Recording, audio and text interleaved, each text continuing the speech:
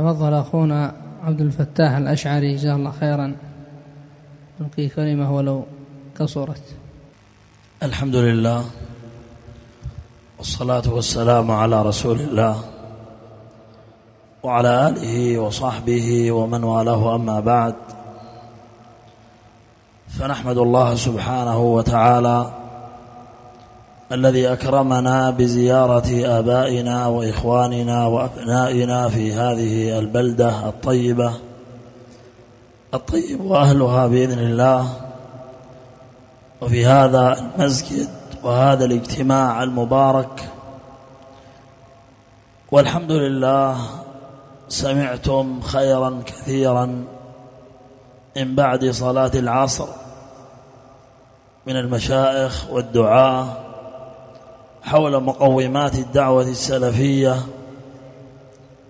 والتعاون في ذلك والتحذير من الظلم والفساد والحث على الأخلاق الطيبة والمستقبل المنشود. وأيضا بعد المغرب من كلمة الشيخ المبارك أبي صهيب حول إلماحه لقول الله عز وجل: يا أيها الناس أنتم الفقراء إلى الله.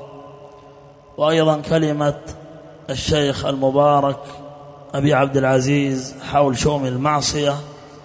وأخيرا كلمة شيخنا أبي عبد الرحمن بسام الغراسي الحبيشي حول الحث على الدنو من العلماء ومن العلم، وأن هذا هو الملك، وأن بهذا الخير الراحة والسعادة والطمانينة في الدنيا والآخرة.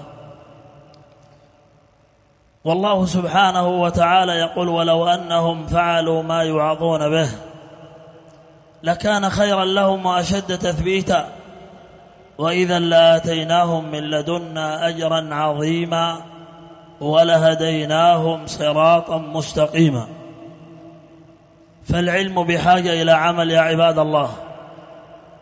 نسمع الخطب، نسمع المحاضرات، نسمع النصائح والتوجيهات، لكن الشأن كل الشأن في العمل. هتف العلم بالعمل فإن أجابه وإلا ارتحل. ابتلينا في هذه الأزمنة كما قال النبي عليه الصلاة والسلام، كما عند أحمد بن ماجه وغيرهما من حديث معاوية: لم يبقى من الدنيا إلا بلاء وفتنة بضعف الهمة. أصبحت الهمم ضعيفة، الناس أصبحت مشغولة إلا ما رحم ربي. ولهذا لا بد من شحذ الهمم واستثمار الأوقات والفرص، فالفتن تتكاثر وتتلاطم، والإنسان لا يدري ما الذي سيأتي وسيقدم عليه. ولله الحمد والمنة، نبشر إخواننا أن الدعوة بفضل الله قائمة وسائرة مع تلاطم الفتن في عدن ولحج وأبين والساحل الغربي وبلاد الصبيحة. 5 مراكز. كان الناس إذا سمعوا بالصبيحة قد يتشائمون وينزعجون مما يشاع عنهم ومما قد يكون حاصل في بعضهم، ولكن الله لطيف وخبير وعليم أراد لهم خيرا.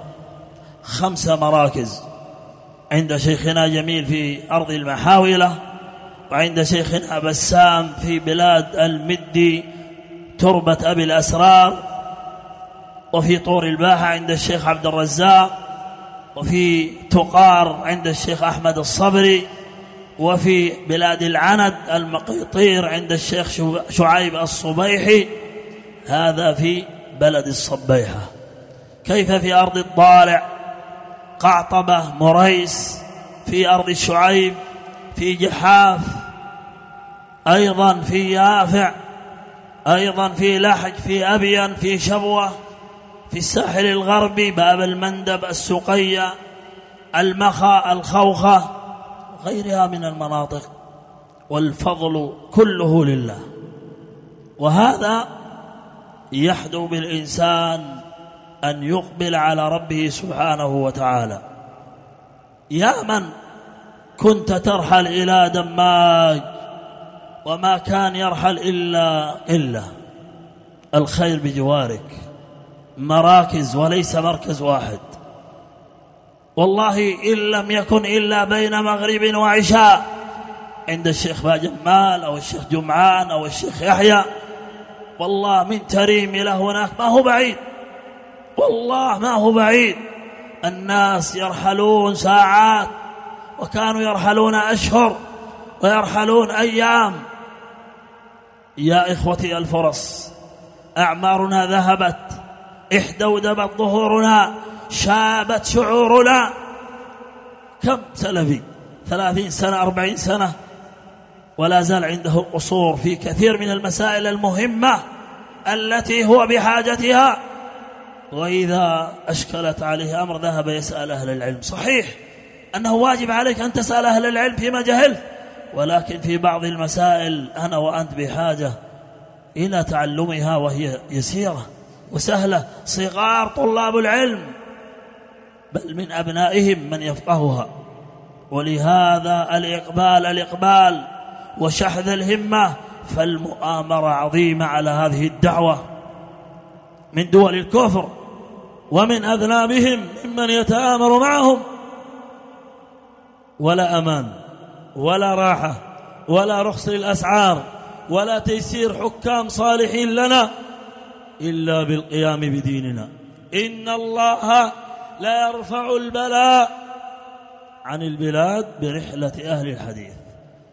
والله ما نراه في غير بلاد اليمن من الشر والفتن، فنقول الحمد لله أن الله حفظ علينا ما نحن فيه بسبب وجود هذا الخير الذي لا تجده في العالم. قال شيخنا زايد ابن حسن الوصابي العمري: يا ولدي، يقول لي هذا الكلام، جلت أكثر من 12 أو 22 دولة، والله ما رأيت مثل اليمن، وما أظن أحد يخالفني في ذلك. اليمن بلد خير، وأهلها أهل نخوة وقبيلة ودين واستقامة مع وجود الفقر. فلندفع أنفسنا وأزواجنا وأولادنا وبناتنا للخير، والله عز وجل إن يعلم في قلوبنا خيرا يؤتنا خيرا. قال النبي صلى الله عليه وسلم لمعاذ بن جبل: فلا تدعن أن تقول دبر كل صلاة: رب أعني على ذكرك وشكرك وحسن عبادتك. ونحن نقرأ في 17 مرة في صلاة الفريضة كل يوم: إياك نعبد وإياك نستعين.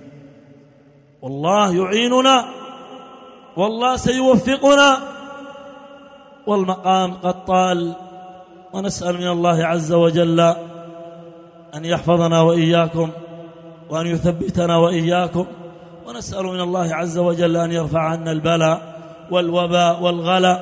اللهم اصلحنا وأزواجنا وأولادنا، اللهم اغفر لآبائنا وأمهاتنا، اللهم من أرادنا وبلادنا وديننا ودعوتنا بسوء أو شر أو فتنة، اللهم اجعل كيده في نحره، اللهم اجعل تدبيره تدميرا عليه. اللهم عليك بالرافض الحوثيين، شتت شملهم وفرج جمعهم واجعل الدائرة عليهم. سبحانك وبحمدك، أشهد أن لا إله إلا أنت، أستغفرك وأتوب إليك، وجزاكم الله خيرا. أشكر الله جل وعلا أولا وآخرا على ما نأتي ونذر، كما نشكر بعد الله عز وجل إخواننا كل من حضر من قريب وبعيد. ولا أنسى أن أختزل الفرصة لشكر أخينا الفاضل ووالدنا المربي الشيخ جمعان الأحمر حفظه الله تعالى، وكذلك شيخنا أبو أسامة محمد بازهير.